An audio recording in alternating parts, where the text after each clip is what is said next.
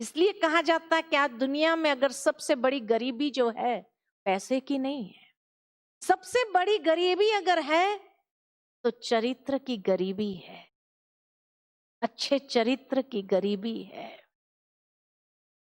मनुष्य जीवन में अगर गरीबी है तो अच्छे संस्कारों की गरीबी है, पैसे की गरीबी नहीं है।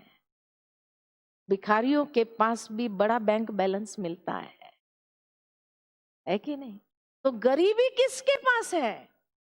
चरित्र की गरीबी, अच्छे संस्कारों की गरीबी। ये गरीबी आज समाज के अंदर आ गई, इसलिए विवशवान हुआ। तब भगवान को आकर पुनः ये ज्ञान देना पड़ता है। अब अर्जुन का दूसरा प्रश्न है, और दूसरा प्रश्न बाद में देखेंगे प्रश्न को। दूसरा प्रश्न भगवान से पूछता है कि क्या यह उत्तम रहस्यपूर्ण योग का वर्णन करने हेतु आप सबकी तरह पैदा होते हैं? सबकी तरह होते हैं। अब यहां इसीलिए हमने दूसरे अध्याय में जब देखा कि जब श्री कृष्ण कहते हैं मेरे भी बहुत पुनर्जन्म है, तेरे भी बहुत पुनर्जन्म है, ये राजा लोगों के भी बहुत पुनर्जन्म है।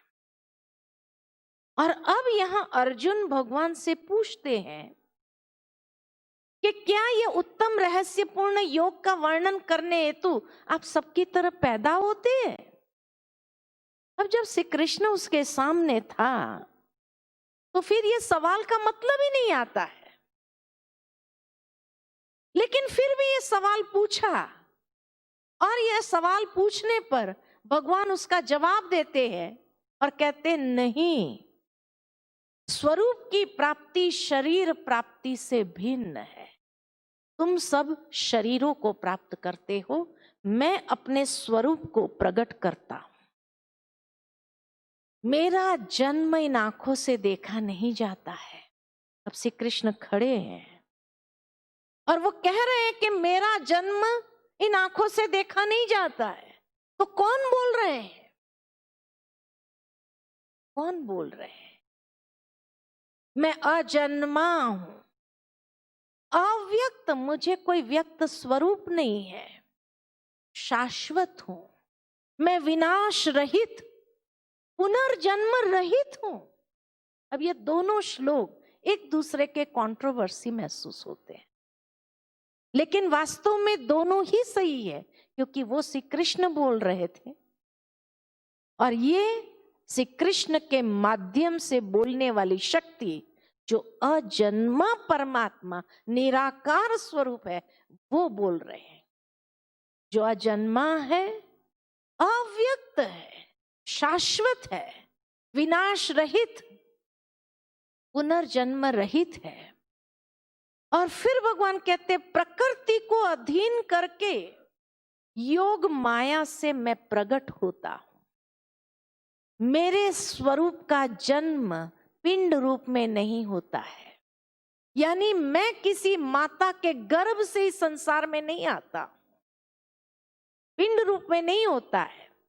योग साधना द्वारा अपनी त्रिगुणामय प्रकृति को स्ववश करके मैं प्रकट होता हूं। यहां रहस्य खुल जाता है कि श्री कृष्ण के अंदर प्रकट होने वाली शक्ति वो परमात्मा शक्ति।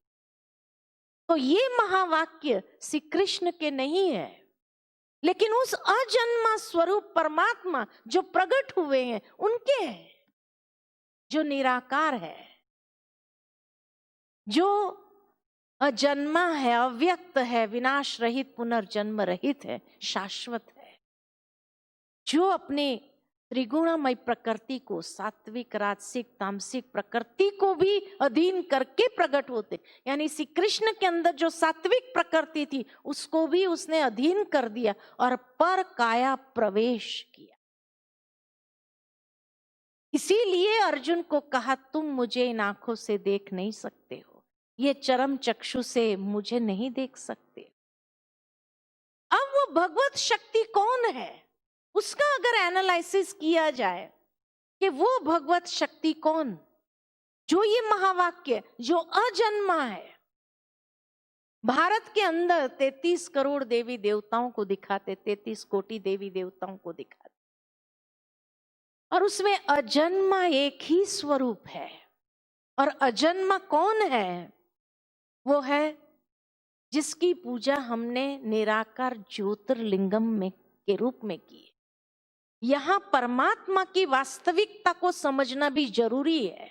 जिस तरह आत्मा को समझने की जरूरत थी, उसकी रियल आइडेंटिटी को समझने की जरूरत थी, ताकि हम उस फॉल्स आइडेंटिटी से बाहर आए और अपनी पोटेंशियल को विकसित कर सके और उसको क्रियान्वित कर सके, उसके आधार पर कर्मयोगी बन सके। ठीक इसी तरह परमात्मा की रियल आइडेंटिटी को भी समझना जरूरी है, उस भगवत शक्ति को भी समझना आवश्यक है, क्योंकि तभी ये गीता के रहस्यपूर्ण बातें समझने की क्षमता हम अपने अंदर विकसित कर सकेंगे, या हर बात को सहज समझ सकेंगे।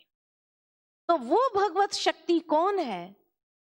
जो निराकार, जिसको हमने ज्योतिर्लिंगम के रूप में पूजा, जिसको नाम दिया सदाशिव, यानी जो सदा कल्याणकारी है। और इसीलिए भारत के अंदर 12 ज्योतिर्लिंगम की आज भी विशेष महत्व के साथ पूजा होती है, 12 ज्योतिर्लिंगम। और ये 12 ज्योतिर्लिंगम जो बने हुए हैं वो भी बहुत साइंटिफिक तरीके से बनाए गए हैं, क्योंकि कहा जाता है कि उन 12 ज्योतिर्लिंगम के स्थानों पर सबसे ज्यादा ऊर्जा होती है, क्योंकि कॉस्मिक रेज वहां से क्रॉस हो रही होती, इसलिए सबसे ऊर्जावान स्थान है। तभी उस समय के ऋषि मुनियों ने बड़े साइंटिफिक तरीके से, क्योंकि बड़े साइंटिस्ट थे, तभी उन्होंने ये 12 ज्योतिर्लिंगम को रचा था, क्रिएट किया था, या उस स्थानों पर शिव के मंदिर बनाए थे। नॉर्थ, साउथ, ईस्ट, वेस्ट, चारों दिशा में उसकी पूजा होती है। नॉर्थ में जाओ, अमरनाथ के रूप में उसकी पूजा होती है। साउथ में जाओ, रामेश्वर के रूप में उसकी पूजा होती है। ईस्ट में जाओ, काशी विश्वनाथ के रूप में उसकी पूजा होती है। और वेस्ट में जाओ तो सोमनाथ के रूप में उसकी पूजा होती है। चारों दिशा में उसकी पूजा होती है। देवताओं की पूजा आज स्टेट वाइज हो गई। नॉर्थ में जाओ, श्री राम श्री कृष्ण की पूजा अधिक मिलेगी, लेकिन साउथ में चले जाओ तो श्री वेंकटेश बालाजी की पूजा मिलेगी। तो कलकत्ता चले जाओ, काली पूजा, दुर्गा पूजा मिलेगी। गुजरात, महाराष्ट्र में जाओ तो गणेश पूजा मिलेगी। तो तमिलनाडु में जाओ, कार्तिकेय की पूजा, मुरुगन की पूजा मिलेगी। राजस्थान में जाओ, रामदेवरा जी की पूजा मिलेगी। तो देवताओं की पूजा स्टेट वाइज हो गई। लेकिन भारत भर में, भारत का कोई गांव भी ऐसा नहीं होगा जहां महादेव जी का मंदिर न हो। सारे भारत भर में। और इसीलिए उनको कहा ही देवों का भी देव महादेव, जिसकी पूजा रामेश्वरम में स्वयं श्री राम ने भी की। अगर श्री राम भगवान थे तो उन्हें शिव की पूजा करने की क्या आवश्यकता थी? क्योंकि स्वयं श्री राम भी बहुत अच्छे से जानते थे, जिसके सामने मैं युद्ध करने जा रहा हूं, रावण, जिसको अपनी शक्ति पर इतना घमंड है, वो ऐसे ही घमंड नहीं कर रहा है, क्योंकि वो शक्ति स्वयं रावण की भी नहीं है। रावण ने भी वो शक्ति कहां से प्राप्त की थी? शिव भक्त था। इसीलिए तो उसको भोलेनाथ कहा कि रावण ने याद किया तो उसको भी शक्ति दे दी, श्री राम ने याद किया तो उसको भी शक्ति दे दी। इतना भोला है। इसी तरह दिखाते हैं कि कुरुक्षेत्र में जो स्थानेश्वर का मंदिर है, तो कहा जाता है कि महाभारत के युद्ध के पहले स्वयं श्री कृष्ण 5 पांडवों को ले जाते हैं स्थानेश्वर में, स्वयं भी पूजा करते हैं शिव की, पांडवों से भी कराते हैं, और उसके बाद हर हर महादेव करके युद्ध आरंभ करते। अब सोचने की बात है, अगर श्री कृष्ण ही भगवान थे तो उसने अपनी पूजा क्यों नहीं करवाई? उसने शिव की पूजा क्यों करवाई? क्योंकि अधर्म पर विजय प्राप्त कराना था, जो बिना महादेव की शक्ति से संभव नहीं था। और ये बात श्री कृष्ण भी बहुत अच्छे से जानते थे। और जिन देवियों की हम पूजा करते, ये देवियां कौन है? तो कहते हैं असुर संहारनी शिव शक्तियां, असुरों का संहार करने वाली शिव की उत्पन्न की हुई शक्तियां। तो देवों का भी देव, देवियों का भी देव, उसी को तो कहा महादेव। जब भी महादेव जी का मंदिर बनता है ना, और उसमें जब ज्योतिर्लिंगम की प्राण प्रतिष्ठा होती है, तो ज्योतिर्लिंगम को द्वार से नहीं लाया जाता है। कहां से लाते?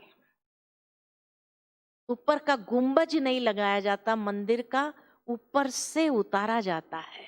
बाकी सभी देवताओं की मूर्तियां द्वार से लाई जाती है, एक शिवलिंग को ही ऊपर से उतारा जाता। भक्ति में भी बहुत सुंदर ये यादगार है कि एक परमात्मा ही है जो अवतरित होते हैं, किसी मां के गर्भ से इस संसार में नहीं आते हैं। कितना सुंदर, लेकिन आज दिन तक हमने समझा ही नहीं। अफसोस की बात तो ये है कि इतनी ऊंची संस्कृति है हमारी, लेकिन इस ऊंची संस्कृति को भी हमने कभी न प्रश्न किया, न किसी ने समझाया हमें कि शिवलिंग को ही ऊपर से क्यों उतारा जाता है। कोई प्रश्न भी नहीं करता है, और इसीलिए किसी ने समझाया भी नहीं। और नाम दिया उसको सदा शिव, गुणवाचक नाम है। शिव माना सदा कल्याण करने वाले, शिव माना परम पवित्र, शिव माना शांति। आज मनुष्य के नाम गुणवाचक नहीं होते। किसी का नाम होगा शांति भाई, लेकिन जीवन में टेंशन ही टेंशन होगा, शांति नाम की नहीं होगी। किसका नाम होगा अमीर चंद, होगा फकीर चंद, है ना।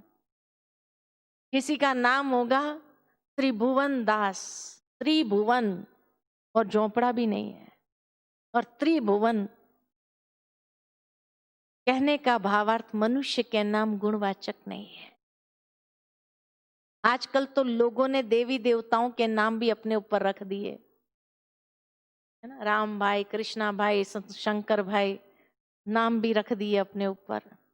और कहीं कहीं तो डबल नाम, सिंगल से सेटिस्फेक्शन नहीं, राधे श्याम, सीताराम, गौरी शंकर, डबल नाम चाहिए। और साउथ में चले जाओ तो तीन तीन नाम मिलेंगे, शिवा रामा कृष्णा। शिवा भी, रामा भी, कृष्णा भी क्वालिटी एक की भी नहीं होंगी, है ना।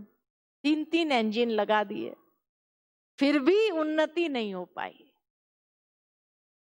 लेकिन यहां भारतवासी एक गलती जरूर कर देते हैं, जो शिव और शंकर दोनों को मिला देते हैं। अरे जहां दोनों का नाम अलग है, शिव और शंकर, जहां दोनों की आइडेंटिटी ही अलग है, एक है निराकार ज्योतिर्लिंगम जो ज्योति की आकृति है, और एक है डिवाइन बीइंग, एक सूक्ष्म देव देहधारी है। एक ज्योति स्वरूप है, एक दिव्य देहधारी है, कार्य ही अलग है। शिव को कहा भोलेनाथ, और शंकर के लिए कहते तीसरा नेत्र खुलता है तो महाविनाश होता है। नाम अलग, आइडेंटिटी अलग, ऑक्यूपेशन अलग, फिर एक कैसे हो सकता है? जब भी कोई हमें मंत्र देते, ओम नमः शिवाय का मंत्र देते, उसको ओम नमः शंकराय जपते हैं। एक है तो जपना चाहिए, क्यों नहीं जपते? भारत में शिवरात्रि मनाई जाती है, उसको शंकर रात्रि कहते हैं। एक है तो कहना चाहिए, क्यों नहीं कहते? शंकर को हमेशा ध्यान मुद्रा में दिखाया गया है।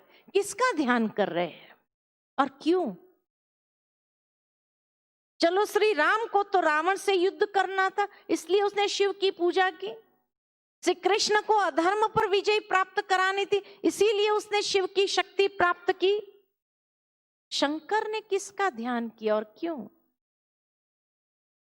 कैलाश पर्वत पर जाकर उसने भी कैलाश का ध्यान किया। कैलाश माना दुनिया का सबसे बड़े से बड़ा शिवलिंग, पूरा पर्वत ही शिवलिंग आकार का है, और इसीलिए उसको ध्यान मग्न दिखाया है। इतने सालों उसने ध्यान किया। क्यों किया? क्योंकि उसको महत्वपूर्ण कार्य सौंपा हुआ था कि आंख खोलते महाविनाश होना चाहिए, तो कितनी प्रचंड शक्ति हो तब ये कार्य कर सके। इसीलिए इतने सालों उसने ध्यान में बिताए। बाकी शंकर को गृहस्थ जीवन में दिखाया है। माँ पार्वती है, 2 बच्चे हैं, पूरा गृहस्थ जीवन में, और सब मिलकर के शिव की पूजा कर रहे हैं। अगर वो एक ही है तो शंकर अपनी पूजा क्यों करेगा? लेकिन सारा परिवार बैठ के शिव की पूजा, ऐसे कई फोटो देखने को मिलते हैं बाजार में। ये स्पष्ट करता है कि शिव निराकार स्वरूप परमात्मा है और शंकर देव स्वरूप देहधारी है, गृहस्थ जीवन वाले। तो शिव और शंकर एक नहीं, अलग है। और उसकी यादगारें क्या सभी धर्म में है?